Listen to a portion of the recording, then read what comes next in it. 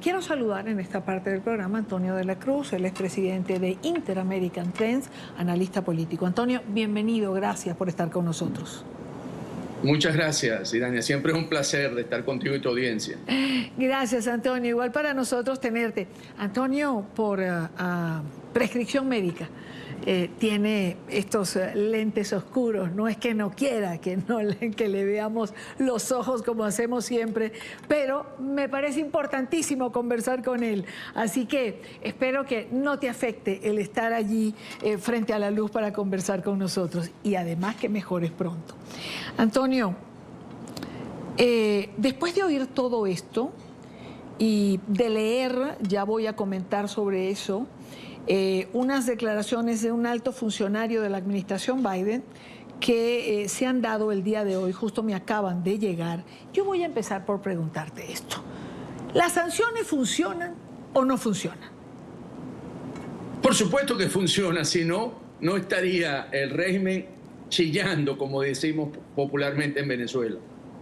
El régimen definitivamente está recibiendo un flujo de cash, de dólares, que le ha permitido sostener de alguna manera la inflación que había en Venezuela y la devaluación del dólar frente al bolívar, o del bolívar frente al dólar. Entonces, por supuesto, están recibiendo alrededor de unos 800, 600 millones de dólares mensuales por las exportaciones petroleras que aspiraban o aspiran a recibir este año alrededor de 1.100 millones de dólares mensuales.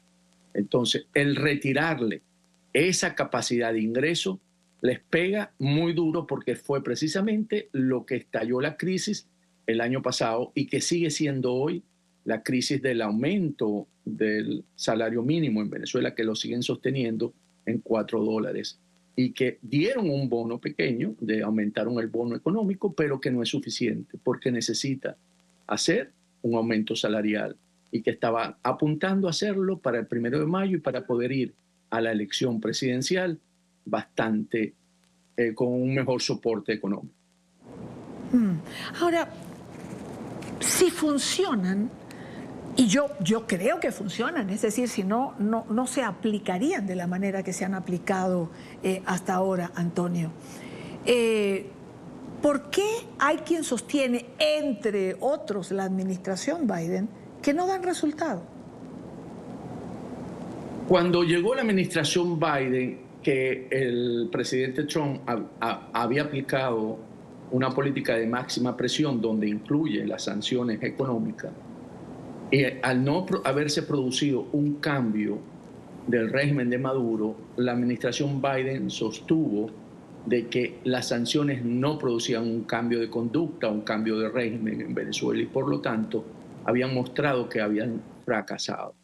Pero en ese sentido el análisis era corto porque las sanciones básicamente las había ejecutado en el plano económico los Estados Unidos y no la comunidad, la Unión Europea, por ejemplo, que de alguna manera permitió que esa restricción que tenían con Estados Unidos, los capitales venezolanos se fueran hacia Europa. Entonces, al no haber un bloque completo en la aplicación de sanciones económicas, cuesta mucho porque hoy hay mecanismos para evadirlas y entonces no es que no funcionen, por supuesto que funcionan, pero tienen que ser unánime por parte del bloque occidental en ese sentido, incluyendo a Europa. Si Europa no lo hace, y lo pudimos mostrar con Cuba, que es un ejemplo en el pasado, Europa es que básicamente auxilió a Cuba frente a la mayor presión que tuvo Estados Unidos ante la isla. Entonces yo creo que sí funcionan en bloque y que hacer el análisis de que no,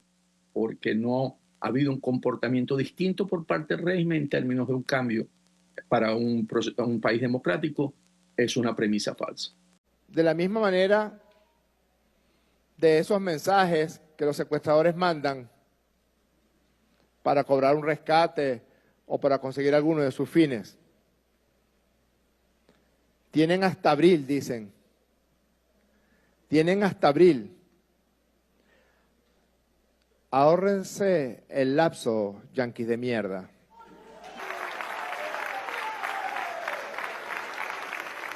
Sospecho que va a ser mucho antes del 18 de abril. y antes de que termine la semana próxima, elaboremos un cronograma electoral presidencial. Le digamos, Kirby, métete tu ultimátum por donde te quepa. Acá hay un pueblo valiente, acá hay un pueblo digno, acá hay un pueblo decente, acá hay un pueblo democrático. Y vamos a las elecciones presidenciales en el año 2024. Que sea el pueblo el que elabore el cronograma y se lo presente al Consejo Nacional Electoral. Que sea el pueblo el que decida cuándo son las elecciones presidenciales.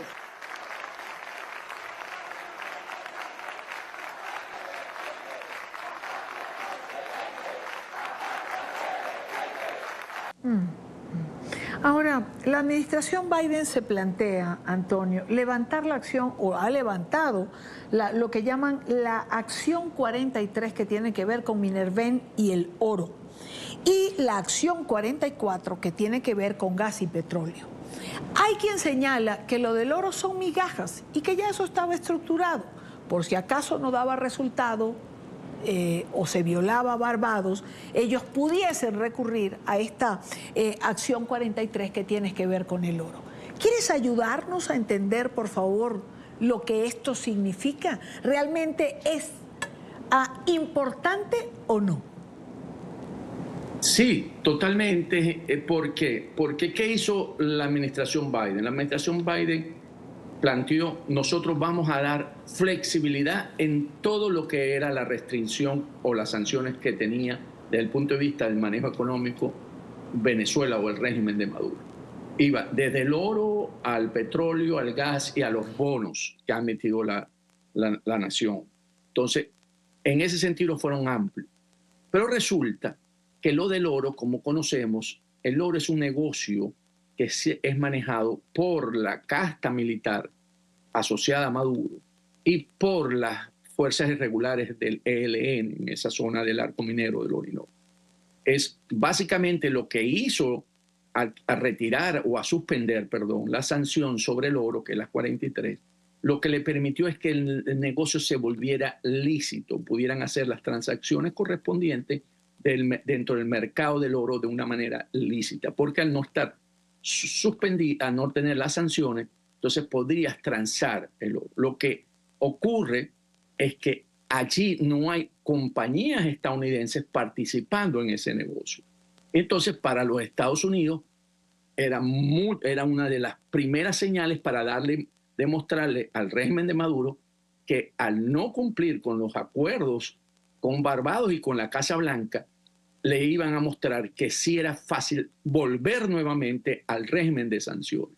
Entonces, básicamente aquí lo que hizo la Casa Blanca fue el mecanismo más fácil desde el punto de vista de doliente de empresas estadounidenses que pudiese, porque no estaban metidas en el negocio del oro. Esa en relación al oro, que es la 43, pero la 44, que es la que tiene que ver con gas y petróleo, se dice que de no cumplirse el acuerdo de Barbados en relación a los candidatos, se suspendería. ¿Esto sí tendría efecto sobre las empresas internacionales que están en Venezuela? Cuando se habla, por ejemplo, de en abril podría suspenderse, ¿por qué se da ese margen? Bueno, porque en Barbados, cuando lograron el acuerdo, se suspenden las sanciones económicas por 6 meses, que se vencen el 18 de abril, esa suspensión, perdón, de las sanciones. Entonces, ¿qué ocurre? Que lo que está haciendo básicamente la administración Biden es alertar a las compañías estadounidenses, porque aquí sí hay intereses de compañías de intereses como Chevron, está la española Repsol, está la italiana Eni, que han vuelto a Venezuela a buscar y explorar y aumentar el negocio petrolero, y que es lo que realmente le aporta directo un mayor volumen de dinero, de cash, de dólares al régimen de Maduro. Por eso, al hacerlo y anunciarlo con tiempo, es alertando, porque como ya está ya vuelven a instalar dentro de 2 semanas la de oro, es decir, en consecuencia también va a ocurrir con la de petróleo. Y es allí precisamente la respuesta del régimen de Maduro, porque sabe que allí sí hay una situación muy difícil para ellos, porque lo que Venezuela está empezando a observar como una recuperación económica en los sectores donde están las empresas petroleras, volvería a caer y generaría mucha presión interna al régimen de Maduro si eso se llevase a efecto. Por eso están zapateando, porque esa les da realmente muy fuerte al régimen de Maduro. La advertencia de abril tendría que ver más con las empresas que con el régimen. Totalmente, es una alerta más a las empresas que hablan con el régimen, por ejemplo Chevron, y que le puede alertar que es firme la decisión de la administración de Biden, porque lo está haciendo con tiempo, no está esperando que ellos tomen decisiones, sino le están alertando. Si el régimen de Maduro no cumple con los acuerdos que se establecieron en Barbados, a la cual nosotros le dimos un fiado en términos de entregarle no solamente suspender las sanciones, sino que le entregaron a Alex Saab sin haber estado en juicio. Lo que pasa es que aquí Maduro, en esa manera de manipular la realidad, haber entregado a Alex Saab para los Estados Unidos fue un paso muy grande para mostrar que sí había una decisión, estaban comprometidos en esa ruta. Y Maduro cree que solamente por haber ido y manipular al Tribunal Supremo de Justicia, y cree que nadie va a entender que es un juego político por parte de él, puede engatusar a la administración Biden. Y precisamente por eso hoy tenemos esa respuesta de Biden. ¿Y cuánto peso? Bueno, antes quiero hacerte una pregunta que tiene relación con las declaraciones que da hoy un alto funcionario de la administración Biden, donde señala que el acuerdo de Barbados fue un acuerdo ambicioso y que se logró a través de una coalición internacional. Se menciona Turquía, Bolivia, Colombia, quienes se alinean para dar pasos a favor de un proceso democrático. Este funcionario dice, no sabemos si vamos a lograr el objetivo. Lo que sí sabemos es que el camino anterior no funcionó. Vamos a recalibrar lo que tiene que ver con sanciones. Es que cuando yo escucho o leo que el camino anterior no funcionó, que fue el de Trump y las sanciones, bueno, este recalibramiento, ¿qué implica? Es decir, ¿las van a restituir o no? ¿O restituyen algunas y dejan otras? Es que siempre es como, con la administración Biden es como, hay una palabra muy coloquial en Venezuela que usamos que es guabineo, pues, ni lo uno ni lo otro. Nunca sabemos exactamente qué es o a qué se refieren. Veamos esta decisión de Biden dentro del contexto, que es lo que determina hoy las decisiones de la administración, que están en un año electoral. Okay. Y ellos básicamente las decisiones que toman es buscando que el elector no se les vaya en términos del voto. Okay. Entonces, ¿con qué lo amenaza Delcy Rodríguez? Con que no habrá más vuelos de extradición. Sí. O sea, vas a tener la migración en la frontera sur y nosotros no punto te vamos crucial, a ayudar, ¿no? lo chantajea. Punto crucial en el debate electoral. Por eso lo amenaza con eso. Entonces, ¿qué ocurre? Cuando dices el guabineo es porque entonces ahí Biden y su equipo dicen cuánto es el daño que vamos a tener. Pero ¿qué pasa? Que los republicanos hoy están montados sobre que Biden fue burlado por el régimen de Maduro, y hay hoy un editorial del Wall Street Journal en ese sentido también. Entonces también tiene presión por parte de los factores políticos y la prensa de que Biden es burlado hoy en Venezuela, entonces lo muestra muy débil frente a una posible también reelección como liderazgo, porque si es burlado por un régimen tan débil como el Maduro, ¿cómo puede ser presidente de este país? Entonces, esa situación lo está llevando a que va a tener que tomar la decisión de sancionar a Maduro nuevamente si Maduro no rectifica la decisión de los acuerdos de Barbados, porque por eso también el 18 de abril, para darle chance a una rectificación y que los que participaron en el acuerdo lo orienten en ese sentido. Y aquí debe estar operando Lula da Silva como lo hizo cuando Maduro quiso agarrar a Guyana como una excusa para crear el nacionalismo en Venezuela, donde Lula intervino y le paró esa iniciativa. Entonces yo creo que aquí Lula, que tiene empresas, que le ha dicho a las empresas brasileñas que vayan a Venezuela a hacer negocio porque es la gran oportunidad, necesita que Maduro no esté sancionado, porque entonces va a costar tener el flujo de los fondos de esas actividades, porque Venezuela va a estar sancionada y van a tener que ir otra vez al mercado negro, que las empresas serias no pueden estar. Entonces aquí, por eso el funcionario de la Casa Blanca dice, aquí participaron muchos países que acompañaron esta decisión. Entonces aquí, ahorita en una posición de micrófono, ¿verdad?, una diplomacia de micrófono, es el momento, pero al final debemos esperar, porque yo creo que va a entrar en razón, así como entró en razón con Guyana. Esa pregunta era la que te iba a hacer. Te iba a decir, me queda un minuto y quiero saber cuál es tu percepción. Pero ya me has contestado que piensas que va a entrar en razón porque es importante las sanciones. Te hago una última pregunta, tengo medio minuto para la respuesta. ¿El que Lula pueda estar operando con Maduro puede ser una razón de silencio cuando otros gobiernos se han pronunciado en relación a la decisión del TSJ en Venezuela con la inhabilitación de María Corina?